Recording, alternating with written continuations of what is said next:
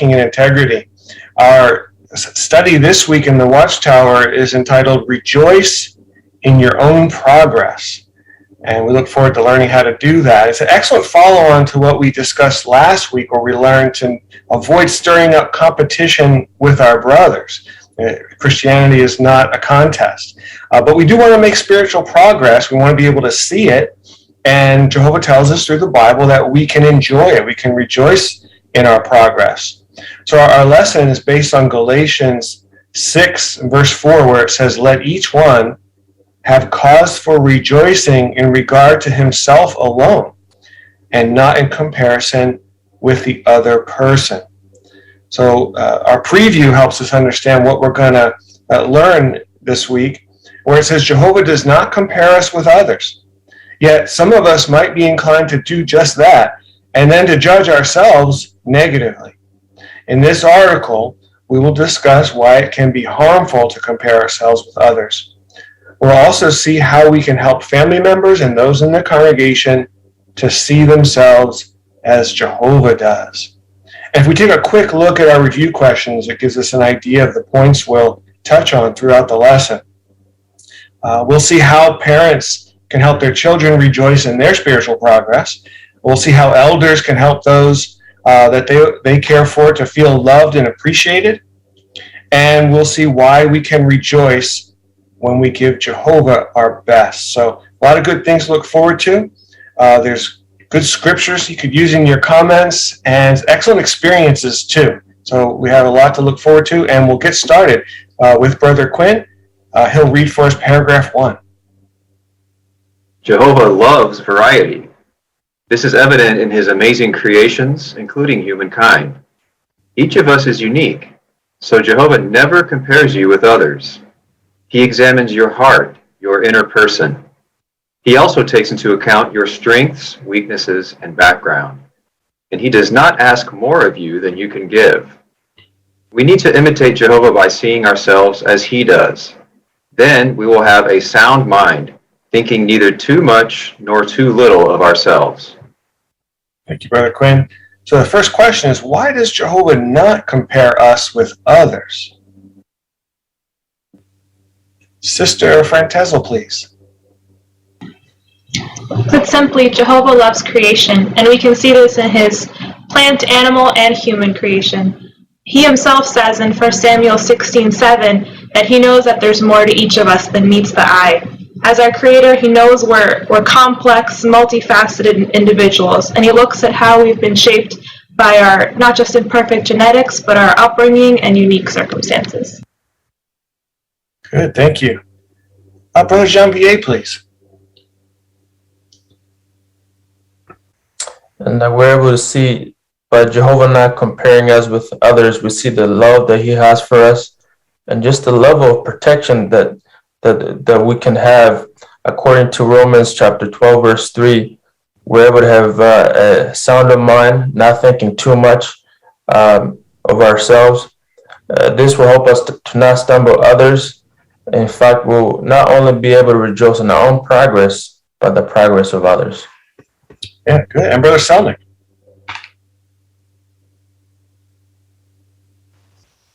I appreciate how Jehovah has a good 360 view of who we are as an individual. As the paragraph brings out, he sees our strengths, our weaknesses, he knows our background.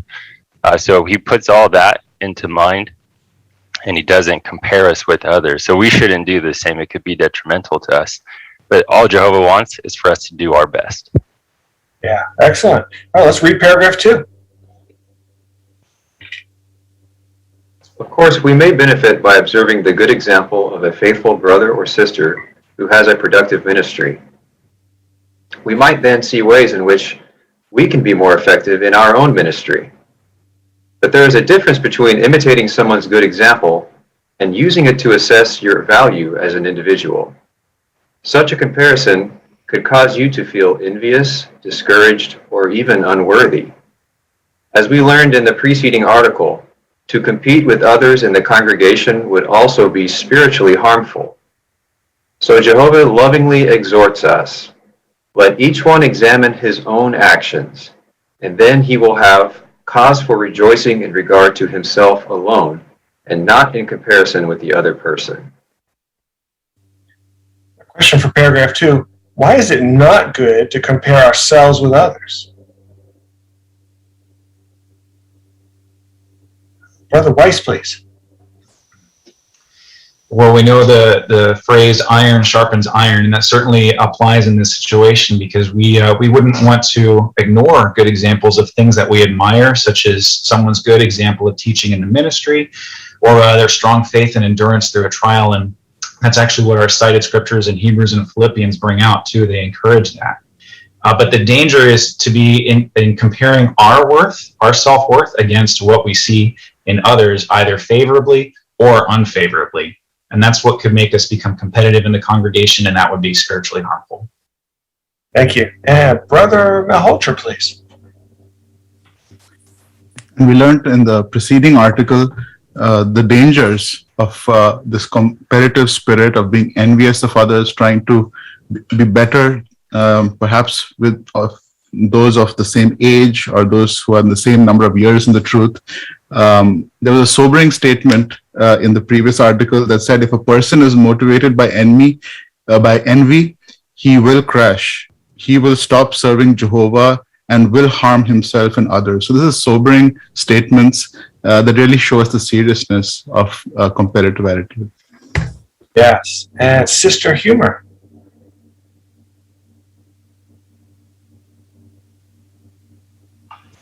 I was thinking of the scripture there in Galatians 6:4, where it says, "But let each one examine his own actions, and then he will have cause for rejoicing in regard to himself alone, and not in comparison with the other person." I was thinking really that could refer to, as with regard to the other person, maybe to ourselves. So it wouldn't be fair to compare ourselves to when we were younger, 20, 30, 40 years ago. That really wouldn't be fair either. But Jehovah views us as to the way we are now and how we serve him. Excellent. And just to underscore this, we may try to compare ourselves with others to feel better, but what are we actually going to feel when we do this?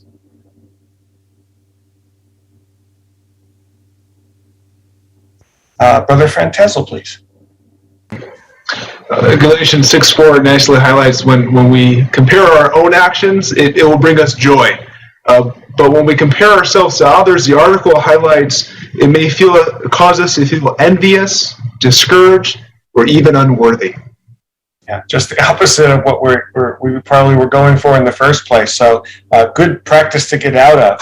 And that's what we're going to learn how to do today. So let's read paragraph 3. Jehovah wants you to rejoice in your own spiritual progress. For instance, if you got baptized, you should be thrilled that you have reached that goal. You made the decision to do that on your own. You based it on your love for God. Think about the progress you have made since then. For example, has your love for personal Bible reading and study deepened? Have your prayers become more meaningful and heartfelt? Have you become more conversational in the preaching work and more effective at using our tools for the ministry? And if you have a family, has Jehovah helped you to become a better husband, wife, or parent? You can feel happy and deeply satisfied about the progress you have made in such areas. Paragraph 3, what spiritual progress have you made that brings you joy?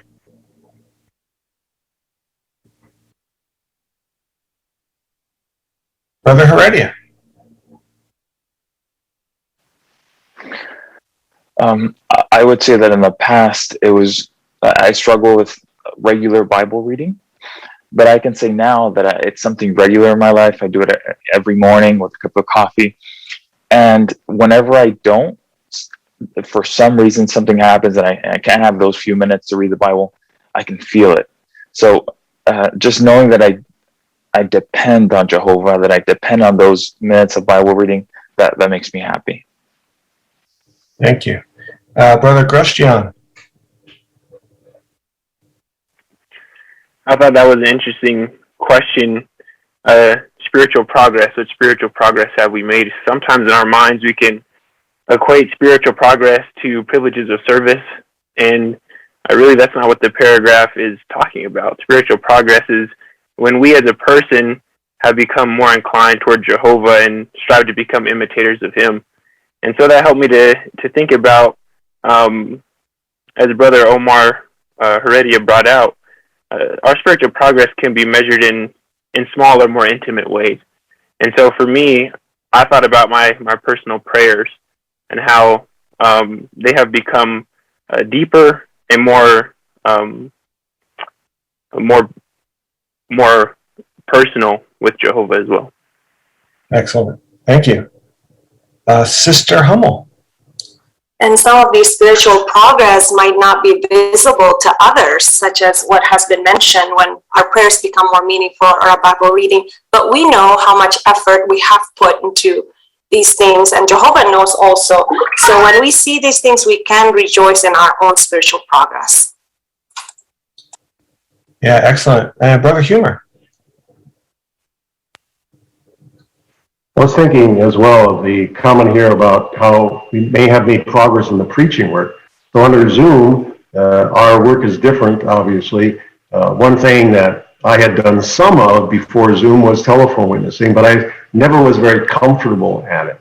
But now by doing it, trying it, working at it, applying the good suggestions that we've received from the faithful slave and following some good examples of others, that is an area where I've been able to improve and make progress. So I can see that, and that has brought added joy to my life by improving the results in my ministry. Excellent. And Sister Lentz. I really appreciate that the goals that are listed here in this paragraph aren't just privileges that require specific requirements to attain. They're attainable goals that we each can have. So it doesn't matter if we're a brother or a sister, if we're a servant, a pioneer, we can each have attain these goals, and it can cause us to be joyful. That's a really good observation. These things bring us joy without any kind of privilege of that people would recognize. Very good. Excellent. Well, let's move on to paragraph 4, and we'll get a nice overview of what our lesson is going to be about. We can help others to rejoice in their own spiritual progress. We can also help them to refrain from making comparisons. In this article, we will see how parents can help their children, how marriage mates can help each other, and how elders and others can help their brothers and sisters. Finally, we will consider some Bible principles that can assist us in setting reasonable goals according to our individual abilities and circumstances. So what will we consider in this article? Sister Oliveri. Well, 3 things that we're going to consider is how parents can help their children, how marriage mates can help each other, and then also how elders and others can help their brothers and sisters. Very good. And Brother Hummel, please. And so after we see how we can help others to rejoice in their spiritual progress, we're going to learn how we can rejoice in our spiritual progress by setting reasonable goals for ourselves. Yeah.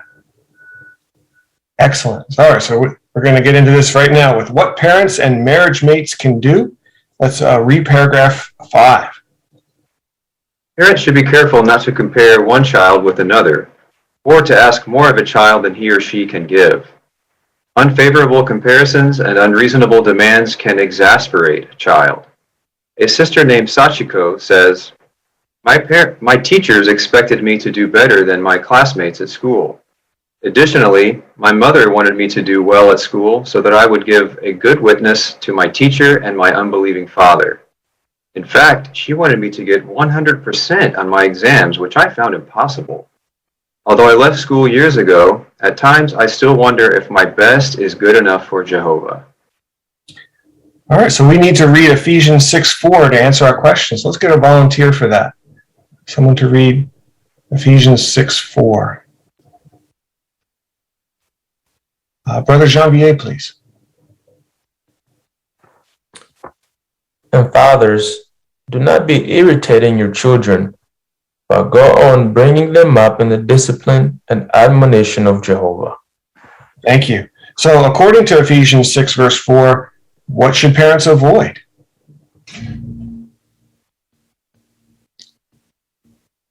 Brother Lentz. well, parents would want to avoid irritating their children, as Ephesians brought out. And one way that they could irritate their children would be by comparing them to their other siblings or even other children, or by setting unrealistic goals for them. Yeah. Sister Malhotra. And the paragraph gives an example of a sister who experienced just that. And it's interesting, even though it happened many years ago, she still wonders if her best is good enough for Jehovah. And it was a lot of pressure that was put on her to attain an unreachable goal. So we don't want to underestimate the impact that parents can have on their children. Yeah, really good point.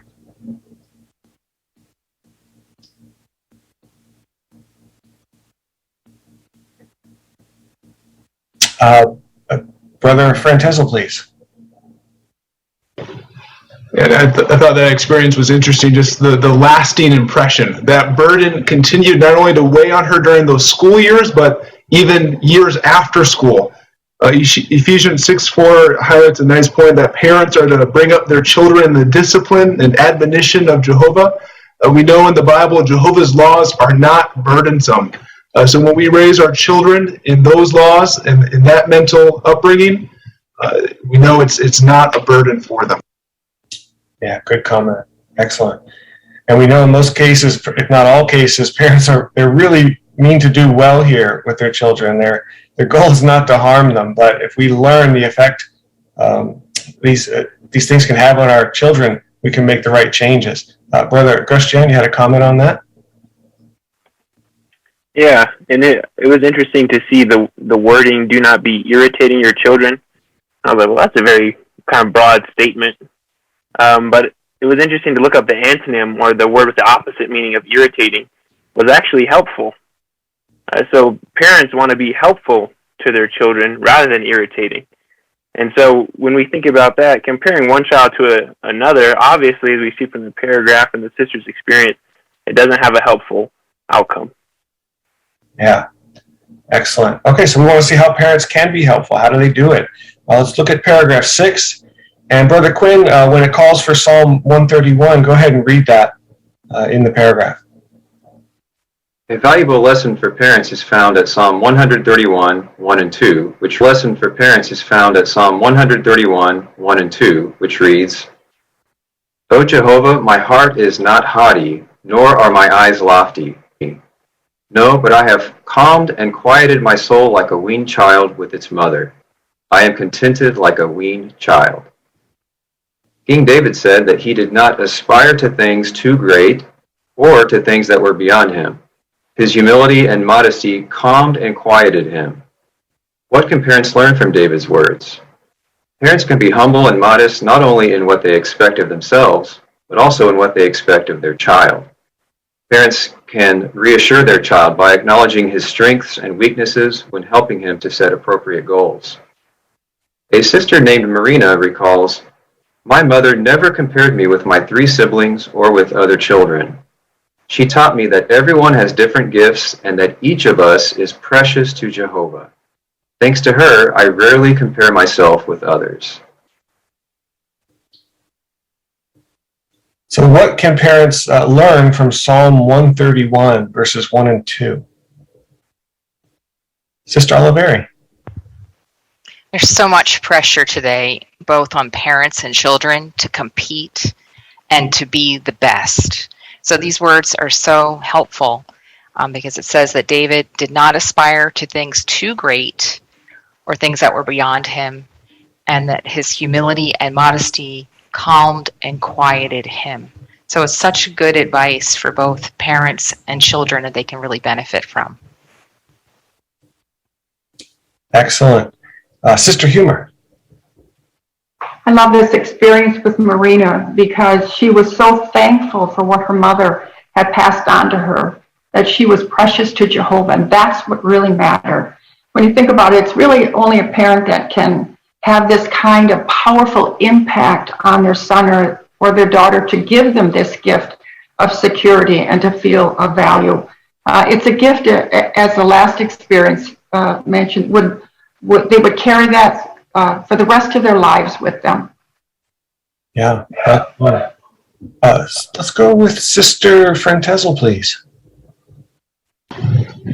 School and the age children are at when they're in school can be so stressful because there's all this pressure to figure out what are you going to be when you grow up. Are you taking the right steps now? And it's so much to process. But the lesson from Psalm 131:2, when applied, creates such a beautiful, calming environment in the home. Even whatever pressure kids may be getting on the outside, the parents help build this warm atmosphere at home that help them use goals as tools to help get on a path that will bring them joy, so that they can, when they think about their future, it's not something they stress overly too much about, but they look to it with joy. Yes, thank you. Brother Malhotra, please. I love the suggestion given here that parents reassure their child by acknowledging his strengths and weaknesses. That's not a picture we see often with parents. They do acknowledge the strengths, but they try to avoid acknowledging a child's weaknesses, thinking it will limit the child. But we want to be balanced. We want our children to be balanced, and they need to learn that. And parents need to teach, they need help to realize what it means to be a balanced person in viewing themselves. And therefore, this acknowledging of the child's weaknesses with the child is so important. Yeah, good point. Brother Quinn. I can really relate to Marina with having three brothers very close in age. It's just natural to be competitive and compare yourself to each other. I want to do better, be better than each other. So parents do well, and my parents did that with focusing on each of our strengths and helping us as individuals when we had a weakness. And that was very important at a young age, and just we still benefit from that even as adults. Yeah, nice personal experience. Glad you had a good one. Brother Selnick, please. I was just thinking about King David. He really felt Jehovah's reassurance many times, and he worded that. And that's what parents can also do. We see that with the comments we've heard, how they reassure. And we know when we're reassured, we feel secure. And at times they can even bolster our confidence. So whatever situation we're in, a weakness or whatever, a child or even us as adults, when we're reassured by someone, well, it really helps us to find joy and to feel secure. Yeah, good point. Brother Humer. And children learn not only by what we say and what we teach them verbally, but by our example. So are we showing ourselves to be humble and modest? Do we recognize our own limitations? David set a good example. We benefit by seeing how he approached things. Our children will benefit as they see how we approach matters, so that they too learn, again, how to have a proper, modest view of themselves, not to compare themselves unreasonably with things or others that they could not achieve or equal. Yeah, really good comments. So you all seem to have a good handle on what parents should do to help their children see their spiritual progress. Let's look at the picture and maybe a comment on what good things these parents are doing in our picture.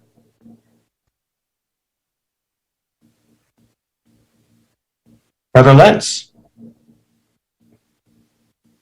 Yeah, there's a really good example that the parents set here as they're working on a study project together with the ARC.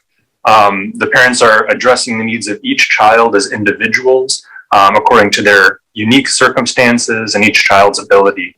So what the older daughter may want to talk about isn't going to be the same as what the middle son or the young son may want to talk about. So the parents don't compare and they appreciate what each child is able to do.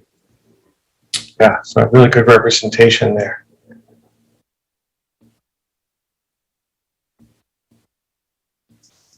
And Brother Malhotra. I also appreciate the assignments given to each child. You have perhaps one who's good at drawing, so she's drawing the little characters. The other one is coloring. Another one is perhaps building, and maybe it's based on their strengths and the the parents have given them assignments knowing their children what they're capable of. Yeah, very good. So still within the family circle, let's go to paragraph 7 and 8 and see what a husband can do. A Christian husband must show honor to his wife. Honor involves giving special attention and respect to others. For example, a husband honors his wife by dignifying her. He does not ask more of her than she can give, and he certainly does not compare her with other women. If he were to do so, what effect might such a comparison have? The non-witness husband of a sister named Rosa often compares her with other women. His cruel words have done more than undermine Rosa's self-confidence. She says, "I need constant reassurance that Jehovah values me." In contrast, a Christian husband assigns honor to his wife. He knows that his doing so affects both his relationship with her and his relationship with Jehovah.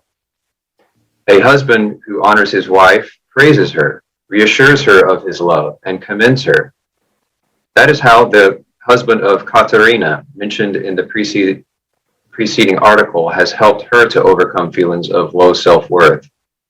As a child, she was belittled by her mother, who often compared her with other girls, including her friends. As a result, Katerina began to measure her worth by comparing herself with others, even after she came into the truth. Her Christian husband, however, has helped her to fight this tendency and to develop a more reasonable view of herself. She states, "He loves me, commends me for the good things I do, and prays for me. He also reminds me of Jehovah's wonderful qualities and helps me to correct my negative thinking." How can a husband show honor to his wife?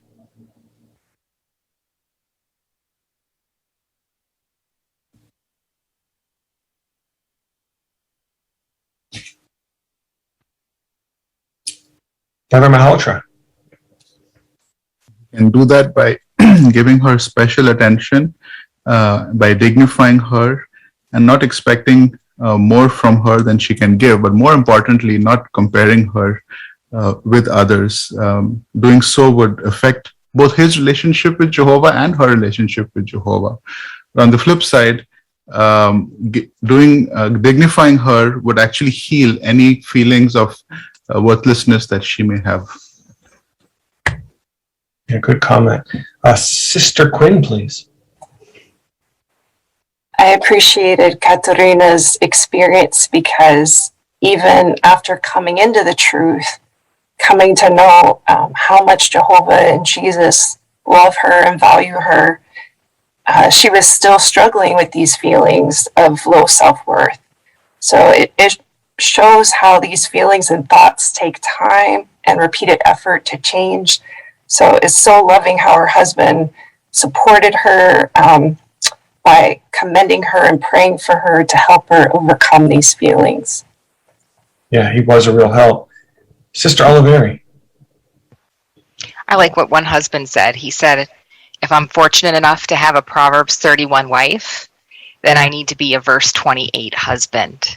And that's where he rises up and praises her. So what a good example Katerina's husband was, that he did that for her, that she could say at the end that he loves me, he commends me, he reminds me of Jehovah's wonderful qualities and helps me to correct my negative thinking. So he's definitely a Proverbs 31 husband. Yeah, thank you. We all want to be that. Brother Grostian, please. And as humans, we honor things that have value to us. And from 1 Peter chapter 3, verse 7, we see that wives have the same value that we do, the value of undeserved favor of life. So when we value things that Jehovah values, Christian wives, then we will honor them. Yeah. Brother Hummel.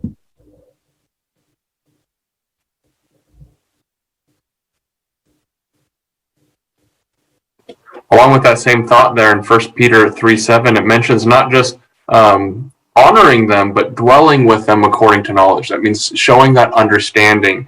And that involves sometimes recognizing that our mate might be suffering from self-esteem issues, from things that had happened in their past that may be causing them problems now. So we need to maybe give them extra reassurance and extra attention to help them overcome those. Very good.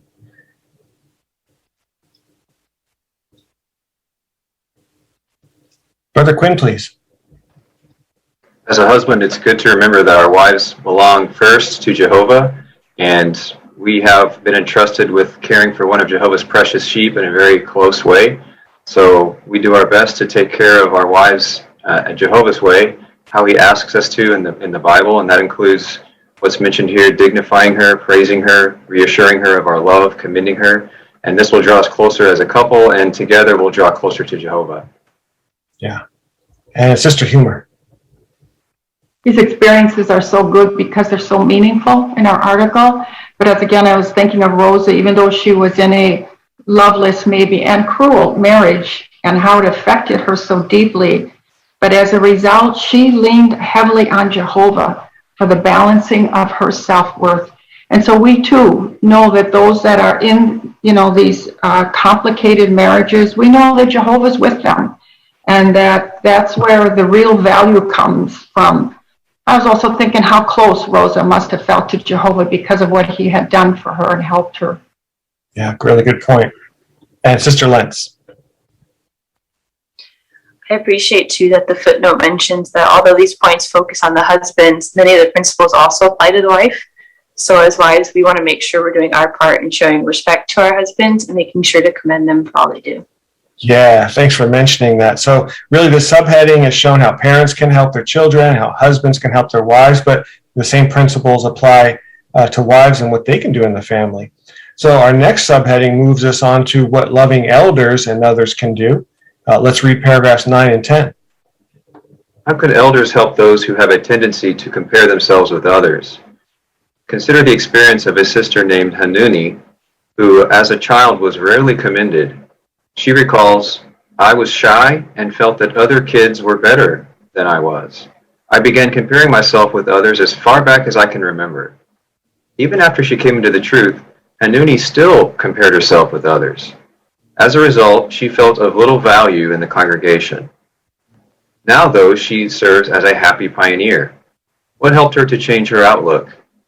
Hanuni says that she was helped by caring elders.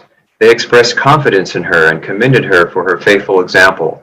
She writes, "A few times the elders asked me to encourage some sisters who needed help.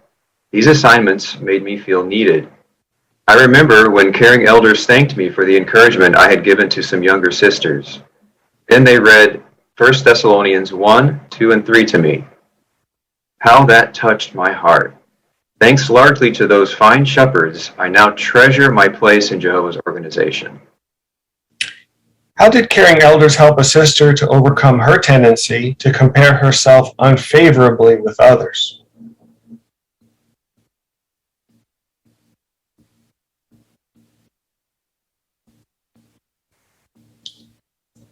Brother Janvier, please. So with this sister, these elders expressed confidence in our sister and commended her for her faithful work. And they've even entrusted her of being able to encourage some sisters who needed help. So they showed that she was valued in the congregation. Yeah, thank you. Brother Heredia. I thought that was so wise. It's almost two birds with one stone, because there's so much training and shepherding, so much work in the congregation. So in one way, they were taking care of that person who was discouraged, but also they helped her because they dignified her with an assignment with work. So that was so wise of these elders, and we want to follow their example. Yeah, exactly. Brother Selnick. In the scriptures, women are compared to a large army, and not just that, they're very capable at it as well. So they can be used to encourage other friends in the congregation, to assist those that are feeling down, to give that comfort. And as Brother Heredia brought out, Jehovah dignifies us with assignments. So if the elders see that opportunity, we can also dignify others, especially sisters, to do the exact same work to help others. Brother Weiss?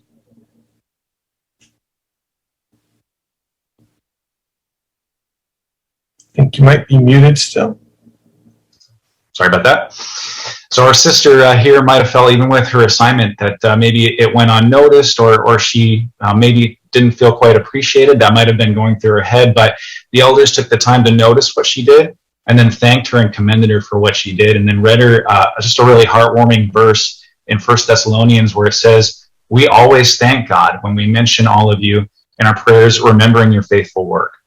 So really they took the time to show that personal interest and reinforce that she is such a needed part of the congregation, such a good example. Excellent. And Sister Oliveri. And I just love what she says at the end, where she says, "I now treasure my place in Jehovah's organization." And we know we all feel happy when we can contribute, and we feel like we have a place, or we have an identity in Jehovah's organization. So if the brothers, as has been mentioned, maybe don't give us a specific assignment, we can look and find there's a lot of needs everywhere, and we can make ourselves a place so we can be happy in Jehovah's organization. Excellent. Brother Humor. Now this verse in 1 Thessalonians is wonderful. You think about it, if you were in the congregation and Paul's letter was being read, how would you have felt when he said that he remembers all of you in his prayers? He remembers your faithful work, loving labor, your endurance. He goes on. So this was truly encouraging, uplifting. And really when we do that for each other, whether an elder or brother or sister in the congregation, a parent for a child, when we express this kind of confidence and faith, and we tell others, that we're thinking about them, they're in our prayers, that truly is uplifting and encouraging. It's something we all can do, just as the Apostle Paul did for his dear friends there in Thessalonica. Thank you. All right, we're going to move on to paragraph 11. Brother Quinn, can you read for us Isaiah 57:15 and then read the paragraph? Isaiah 57:15 reads, "For this is what the high and lofty one says, who lives forever and whose name is holy. I reside in the high and holy place, but also with those crushed and lowly in spirit, to revive the spirit of the lowly, and to revive the heart of those being crushed."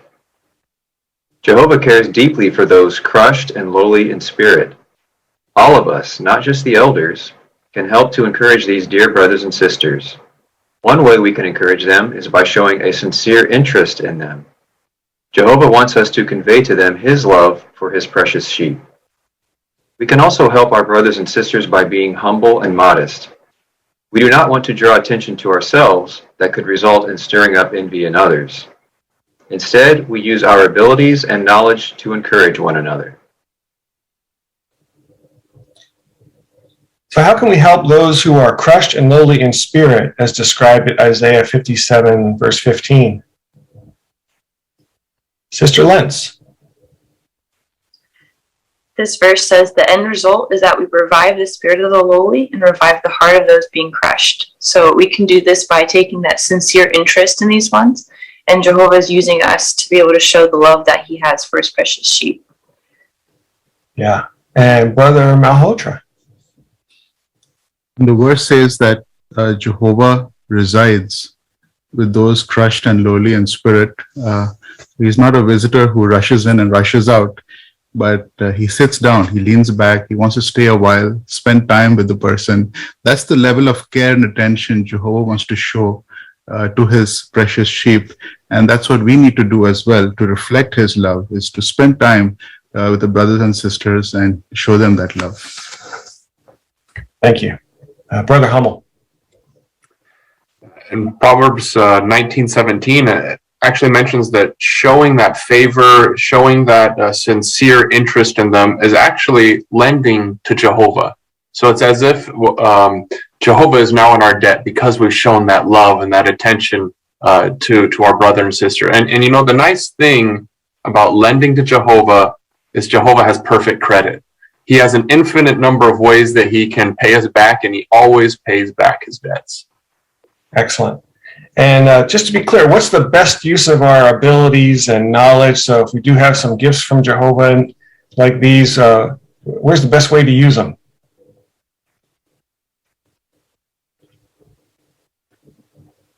Brother Selnick.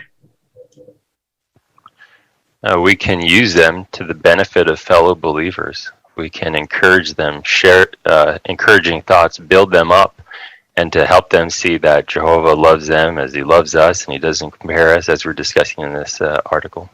Yeah, excellent. So let's move to paragraph 12. We'll see the best example of that ever on the earth. We can learn much about how to treat others by considering how Jesus treated his followers. He was the greatest man who ever lived, yet he was mild-tempered and lowly in heart. He did not show off his superior intelligence and vast knowledge. He taught by using simple language and appealing illustrations that touched the hearts of lowly ones. Unlike the arrogant religious leaders, Jesus never made others feel that they were of little value to God. Instead, he dignified the common people. So why were lowly ones drawn to Jesus? And we can put up our picture too. You're welcome to comment on what we're seeing there.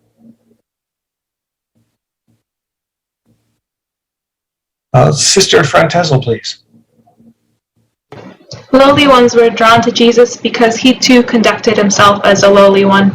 It's not a situation of opposites attract, because there were plenty arrogant religious leaders who lowly ones did not feel drawn to at all. But we see a flavor of Jesus' lowliness in his words in Luke 10:21, where he says he wasn't doing this out of duty, but it was a source of joy to him, and he publicly praised Jehovah for the opportunity he had to be a part of sharing spiritual truths with lowly ones. So it wasn't just a sense of duty, but a source of joy to him. Yeah. Brother Jean Dier, please. And we also see just in the way that he was able to, in the way he taught, Jesus is the greatest teacher who ever lived, smartest person to ever walk on earth. But he used very simple language, appealing illustrations that touched their hearts. So Jesus was able to dignify them in the way that he taught them, and that certainly drew them to him. Yeah. Sister Hummel. If we think about people who have position in the world, sometimes they have this aura about them and we're just uncomfortable being with them. But Jesus is very different. We can see in the picture there how he associated with his friends and he was singing with them. It's not beyond him to join with his disciples, and he never assumed a superior attitude. So no wonder people were drawn to him. Yeah, really good highlight of that picture. No one looks uncomfortable there, do they? Well, let's keep looking at Jesus' example, paragraph 13. Jesus' kindness and love were reflected in the way he dealt with his disciples. He knew that they had different abilities and circumstances, so they could not all handle the same responsibilities, nor could they be equally productive in the ministry. Yet he appreciated the whole-souled efforts of each one. Jesus' understanding attitude is reflected in the parable of the talents. In that illustration, the master assigned each slave work according to his own ability. One of the two diligent slaves gained more than the other, but the master commended both with the same words, "Well done, good and faithful slave." How were Jesus' kindness and love reflected in the way he dealt with his disciples? Sister Quinn. Well, Jesus showed love in how he didn't expect the same from all his disciples, because he appreciated that they had different strengths and abilities. And we can see that kindness reflected in the parable of the talents, how the verse says each slave was assigned work according to their ability. So even though the slaves had different strengths, both faithful slaves were told, "Well done," and called good and faithful. Yeah. Sister Oliveri. Just thinking back to that picture, we can't imagine Jesus bringing everyone back together as a group and then recounting, okay, Peter, you did this, Matthew, you did this, and explaining what each one did in a group.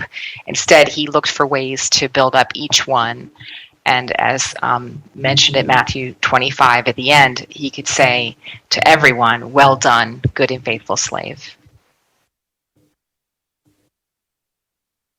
Excellent. Brother Quinn.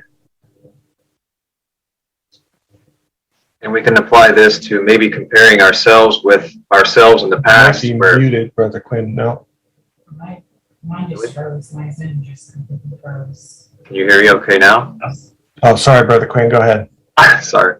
Audio issue on my side. What was I saying? I cut you off. I apologize.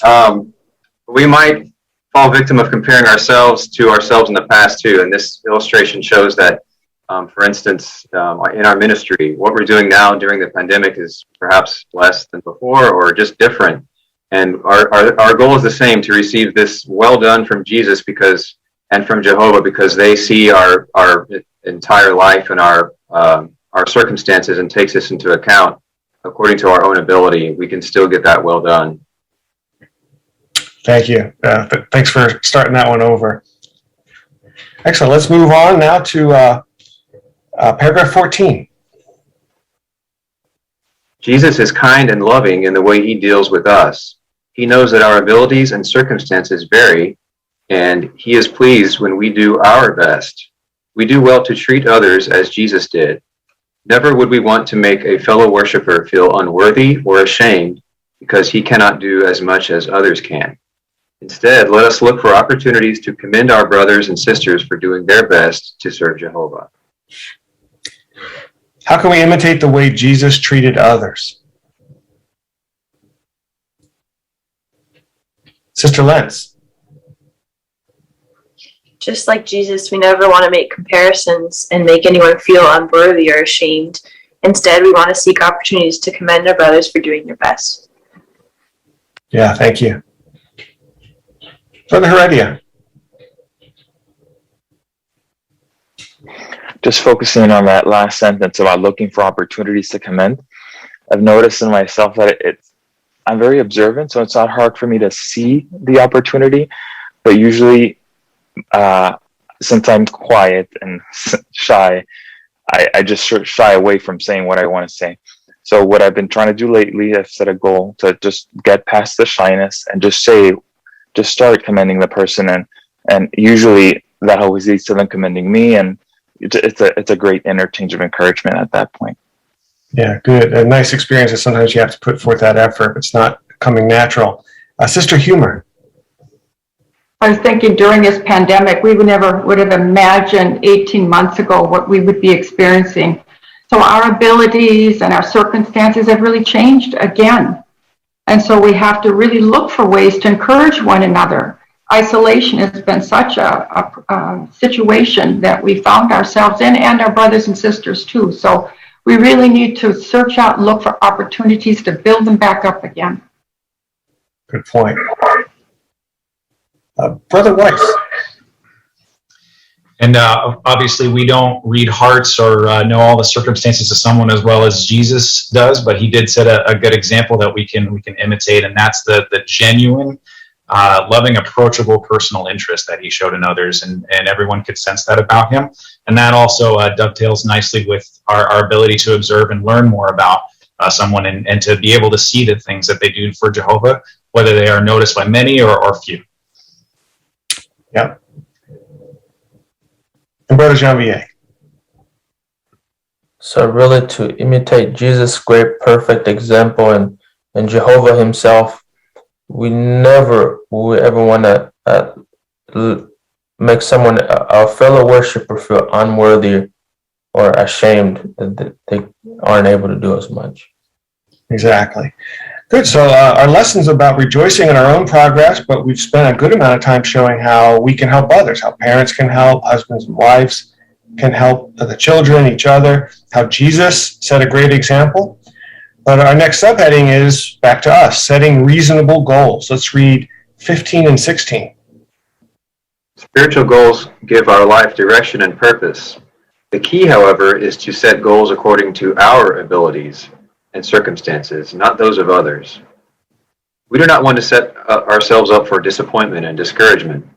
Consider the example of a pioneer sister named Midweek. Midori's father, who is not a witness, humiliated her as a child by comparing her with her siblings and classmates. I felt worthless, says Midori. As she grew older, however, Midori gained self-confidence. She says, I read the Bible every day so that I could have peace in my heart and I could feel that Jehovah loves me. In addition, she set reasonable goals for herself, and she prayed specifically for help to achieve those goals. As a result, Midori could rejoice in her own spiritual progress. How did a sister benefit from setting reasonable goals for herself?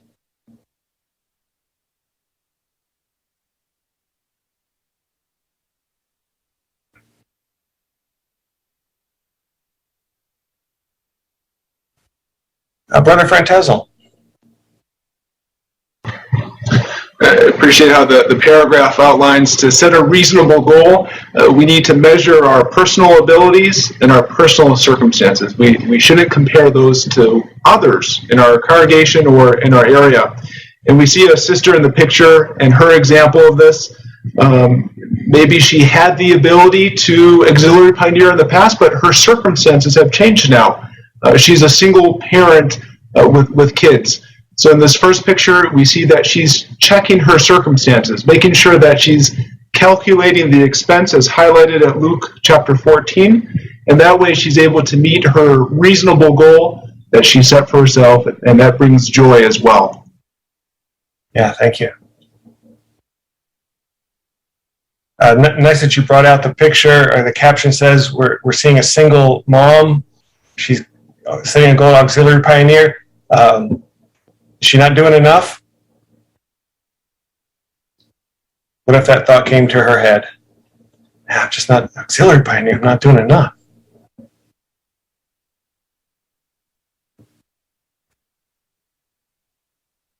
Brother Malhotra. She definitely is doing, and the wonderful thing is that she sat down and planned, and now she's confident in her mind because she knows what her limitations are. She knows what she's capable of doing, and now when she achieves those reasonable goals, she can feel happy that she's doing according to her means and not according to an imagined unreachable goal. Yeah, excellent. No one can tell her she's not doing enough.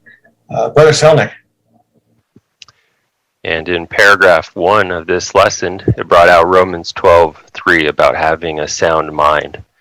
So having that sound mind helps us to be reasonable. And as the sister in the picture is, as she's doing what she can, again, she's doing her best. And that's what Jehovah sees is our best. Yeah. Sister Malhotra.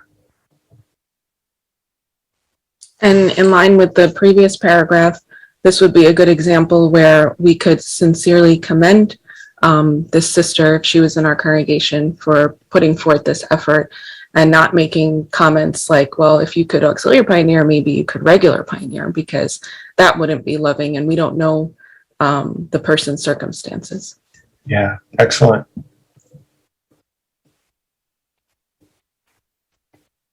Good. Let's move on to our next subheading. We've talked about setting reasonable goals for ourselves, and we see good examples of that. Our last subheading is continue to give Jehovah your best. Paragraph 17. Negative feelings and thoughts may not go away overnight. So Jehovah exhorts us, you should continue to be made new in your dominant mental attitude. To do so, of course, we need to pray, study God's word, and meditate. Apply yourself to these things and look to Jehovah for strength. His Holy Spirit will help you to overcome any tendency to compare yourself with others. Jehovah will also help you to recognize and quickly root out envy or undue pride if these undesirable feelings spring up in your heart. How can we continue to be made new in our dominant mental attitude, and with what result?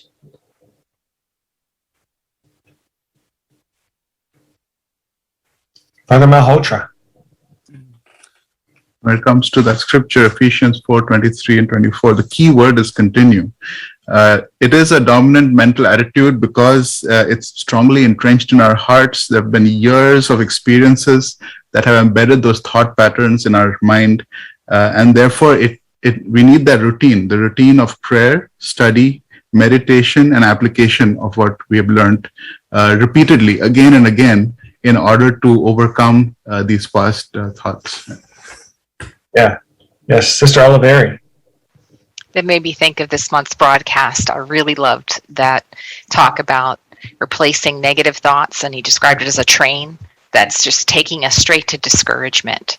But instead, we have to get off of that train, head in the opposite direction, and we do that by replacing those thoughts. And we do that by praying, reading the Bible, and then little by little, we're able to actually just get off that train and be in a good place and root out those qualities.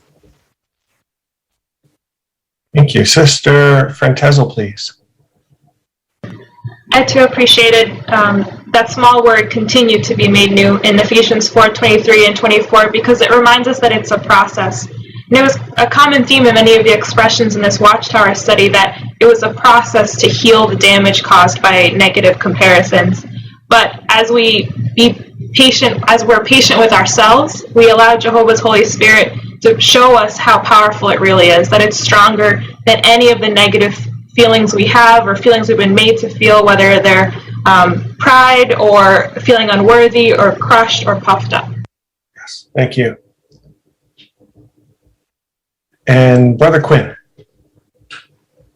Yeah, continuing that thought about it being a process, it means that we don't just conquer it and it's gone forever. It can come back.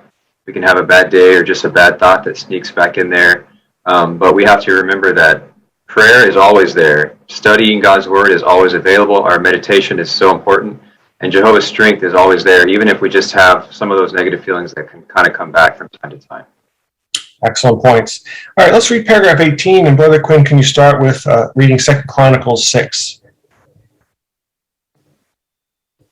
2 Chronicles 6, 29 and 30 reads, "Whatever prayer, whatever request for favor may be made by any man or by all your people Israel, for each one knows his own plague and his own pain.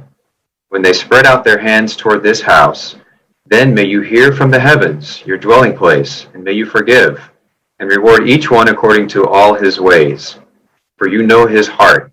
You alone truly know the human heart. Jehovah knows our heart. He also knows our struggles, our fight against the spirit of the world and against our own imperfections. As Jehovah sees how hard we are fighting against such negative influences, his love for us grows." How can you take comfort from the words found at 2 Chronicles 6, verses 29 and 30?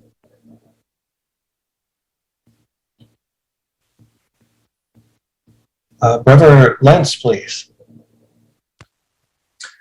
It helps us to see that Jehovah truly knows what each one of us is going through, even better than we do ourselves.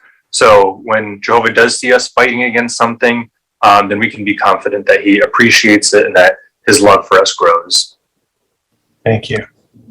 And Brother Hummel. When we're going through a rough spot in life, the thing we want the most is for someone just to understand us. And it's so comforting just to know that no matter what plague we have in our heart, whatever thing that we're going through, the negative thoughts, the negative thinking, the suffering we may be going through, Jehovah knows. Jehovah can see our heart and he understands what we're going through.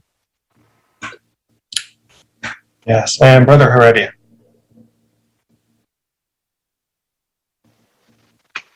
I was thinking of those videos that we have in broadcasting that show us behind the scenes for the dramas, and I love watching those. I love seeing all the work that goes into them. And thinking of our situation, Jehovah knows the behind the scenes for each one of us. He knows everything that we've gone through, beginning to end. He knows us better than ourselves, and that's so comforting. Excellent. So yeah, Jehovah does know what's in our heart, and we have an excellent illustration of that with paragraph 19. To illustrate how he feels about us, Jehovah uses the bond between a mother and her baby. Consider the example of a mother named Rachel. She writes, "My daughter Stephanie was born prematurely. When I first saw her, she looked tiny and helpless. But the hospital allowed me to hold her every day during the first month when she was in an incubator. Those tender moments helped us to form a close bond. She is now 6 years old and is smaller than others her age. Yet I love her all the more because she fought so hard to live, and she has brought so much joy to my life. How comforting it is to know that Jehovah feels that type of deep love for us when he sees us fighting to serve him whole soul. How does Jehovah illustrate the way he feels about us?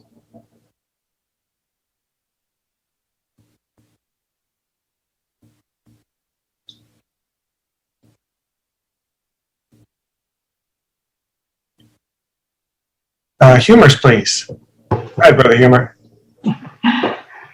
Isaiah 49, verse 15, he uses a comparison of a woman with her child.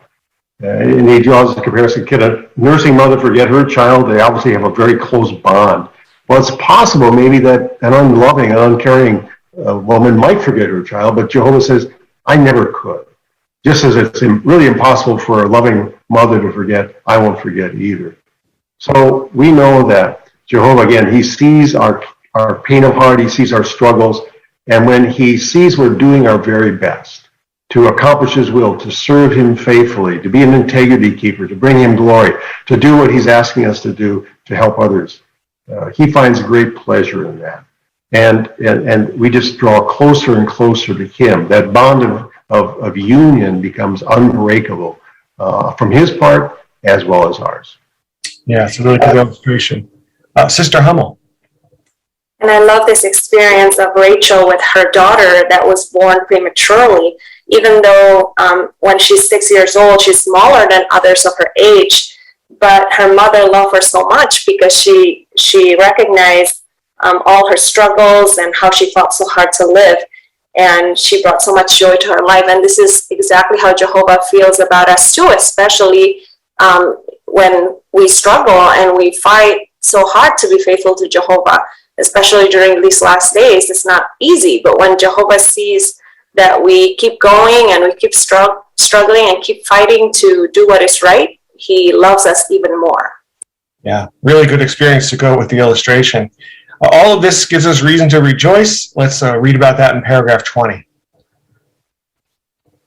As a servant of Jehovah, you are a unique and valued member of his diverse family. Jehovah did not draw you to himself because you were better than your neighbors. He drew you because he looked into your heart and saw a meek and teachable person whom he could mold. Be assured that he appreciates it when you do your best to serve him. Your endurance and your faithfulness are evidence of a fine and good heart. So continue to give Jehovah your best. Then you will have good reason to rejoice in regard to yourself alone. As a dedicated servant of Jehovah, what reason do you have to rejoice? Sister Humor. I was thinking of Luke 8:15, which is so rich because it says that the seeds of truth planted grows because of a fine and good heart. That's why Jehovah drew us. He saw something good in our hearts. And so our hearts aren't measured by somebody else's good heart or expressions of endurance, but it's by ours. And because of that, this leads to the greatest approval of all, which is the greatest rejoicing that we could ever have. And that's to know Jehovah loves us. Thank you. Brother Quinn. And it's amazing that there's millions of faithful servants on this earth, but we are a unique and a valued member. Jehovah sees us, and he knows us, and he wants to help us, and that's really special. It is. Really good comments today on our lesson. So we look at our review questions and how you would answer. How can parents help their children to rejoice in their own spiritual progress? Brother Lentz. Well, parents can be humble and modest in what they expect, not only of themselves, but also of what they expect in their children. And then parents can help their children to set reasonable and attainable goals based on their strengths and weaknesses. Yeah. And how can elders help those in their care to feel loved and appreciated? Brother Janvier. Elders and all of us can really imitate the way that Jesus treated others.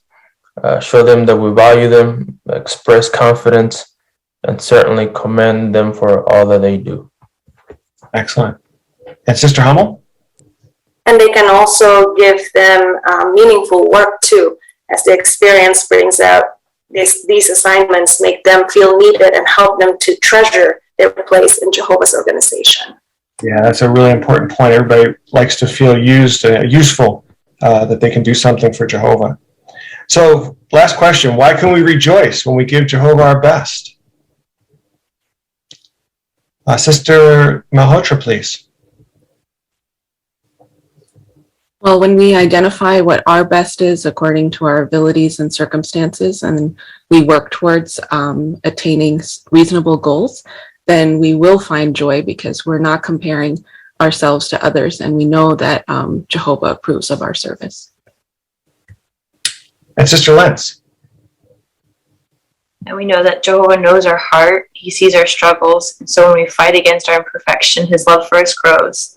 So we can rejoice in knowing that Jehovah appreciates and loves us for giving him our best. Yeah, excellent. Very good job today with comments. I think this is all something close to our heart. We all want to rejoice in our progress, and we want to help our brothers. It's part of our nature to want to do that. So really excellent pointers on how to do that today. And really, in summary, we saw at the beginning, Jehovah does not compare us with others. And we would never want to do something Jehovah wouldn't do. We wouldn't want to compare ourselves with others. So when we follow his example, Jesus' example, we'll be able to rejoice in our own progress. And that's really a gift from Jehovah. So thanks again for your comments. Really something we can think about throughout the week. We thank Brother Humer for his talk. We're going to ask him to pray after